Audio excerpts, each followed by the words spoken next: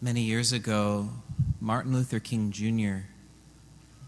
commented on this very scripture passage. And he said this: there were two questions that were being asked by two different groups of people, the priest and the Levite and the Samaritan. And because they asked that question, it moved them to act in a certain way. The priest and the Levite, when they saw that man who was left half dead, asked this question: what will happen to me if I help him? What will happen to me if I help him? Because as they were passing by, they remembered that if they were to touch someone that was bloodied, someone that maybe was half dead, that somehow they would be ritually impure. And they didn't want to risk that. And also, they weren't sure if the bandits or robbers were still around. And so they thought they need to get out of there and not deal with this person right in front of them that was in need. And so they looked at themselves and said, what will happen to me? And because of that fear, they didn't act. And they went to the opposite side of the path. Martin Luther King Jr. then continues. The Samaritan, as he sees this man, asks a different question. What will happen to him if I don't help? What will happen to him if I don't help? It takes a lot of courage to reach out and live this call of mercy, because there may be different kinds of fears that are there. Some might be physical. I mean, we can think of our brave law enforcement, in the midst of a terrible tragedy that happened very recently, even in our local neighborhood of Highland Park. But those officers always have to make this question: what will happen to them if I don't step in and don't risk myself for others? There's also another area that this can manifest itself in, and it can be in the way in which people's dignity is taken away from them through words, and in a particular way through bullying. And I heard a story, and maybe some of you have heard this story, that I think is a perfect instance of talking about both the robbers and the priest and Levite and the Samaritan. And it's a heartwarming story. It's one that breaks the heart, but it also shows that there is beauty and goodness in this world. In the midst of hearing so many and experiencing so much of the gloomy clouds, sometimes we ask that question: is there light? Is there goodness? Is there love?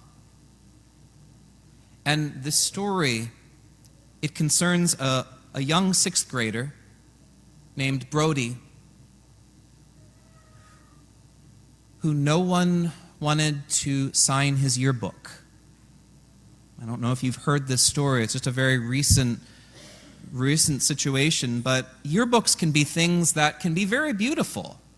They can be moments of being able to write messages, to be able to share friendship, and to hold on to those memories. But this young man was bullied in his class, and so much so that when he reached out to ask if someone would like to sign his yearbook, pretty much the entire school said no.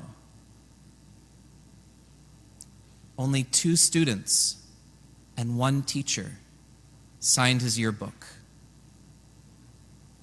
And he actually signed his own yearbook, saying, "I hope that you find friends someday. Sincerely, Brody." Doesn't that just hurt your heart to hear that? And if you think about it, in all of that group of people that could have taken that chance to sign the yearbook, some of them were probably acting very maliciously, saying, "I want to hurt you, and so I won't do it." And those are the robbers, leaving this poor young person left for dead, emotionally speaking. But then there was a whole other group that probably saw that others were not signing, and maybe they asked that question, well, what will happen to me if I help him? If I sign that yearbook, then is that going to come at me and people won't sign my yearbook? And therefore, I'm going to walk on the opposite side of the path and not get involved.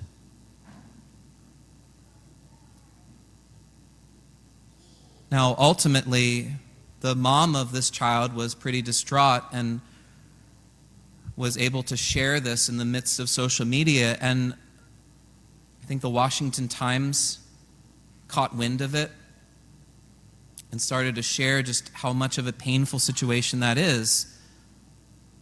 But then different moms were talking, and somehow it got to, before it went to the news or anything, it went to this 17-year-old, this junior in high school, who wasn't even part of that school, didn't have any skin in the game, and yet her heart got broken open to say nobody should have to go through 6th grade with an unsigned yearbook. And so she got some of her friends, and they went over to the school and they started a campaign to sign his yearbook and putting all of these beautiful positive messages there. And this became something that became a groundswell that ultimately led to an actor named Paul Rudd, or Rudd, I forget how to say his last name, who's the famous Ant-Man from the Avengers, and he hears about it. And out of the goodness of his heart, he sends a little care package with all of these Avengers things, and he writes a personal letter in there saying, like, don't be afraid. You have goodness in you.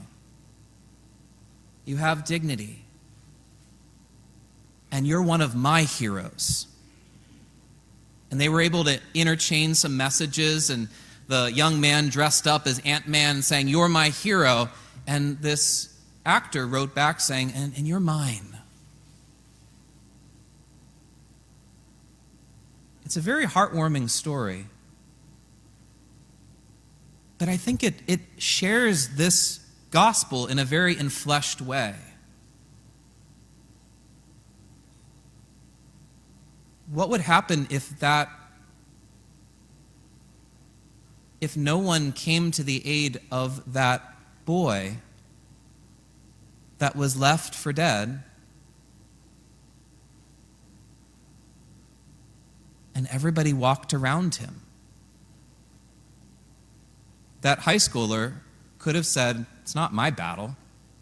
I have so many other things to do." And yet she took that call to step in and to show mercy. And we can maybe look at that conflict within maybe all of those classmates of this young man, Brody.